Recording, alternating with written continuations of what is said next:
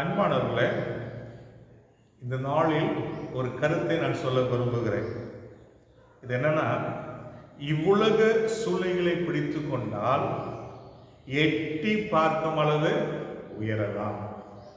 இயேசுவை பிடித்து கொண்டால் எட்டாத உயரத்திற்கு செல்லலாம். அன்பானவர்களே, இந்த உலகத்தில் வாழ்ந்து கொண்டிருக்கிற உங்களுக்கும் எனக்கும் சில விதிமுறைகள், சில காரியங்கள்லாம் இப்படி தான் இருக்கும், சரிங்களா?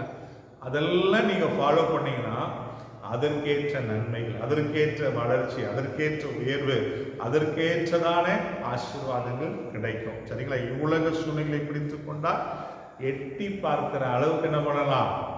வளரலாம். ஆனால் இயேசுவை பிடித்து கொண்டால் எட்டாத உயரத்திற்கு நீங்களும் நானும் போகலாம், சரிங்களா?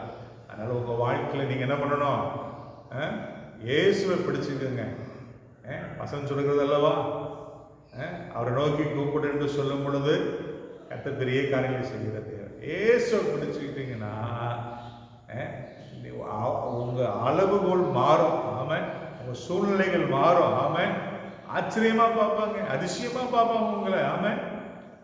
எப்படி அப்படின்னு ஆச்சரியப்படுற ஒரு வாழ்க்கையை நீங்கள் வாழப் போகிறீர்கள். ஆமென். கர்த்தர் உங்களை கொண்டு பெரிய காரியங்களை செய்ய இருக்கிறார். அன்பு தேவனுடைய பிள்ளைகளை, இயேசுவை பிடித்து கொண்டார். ஆமென்.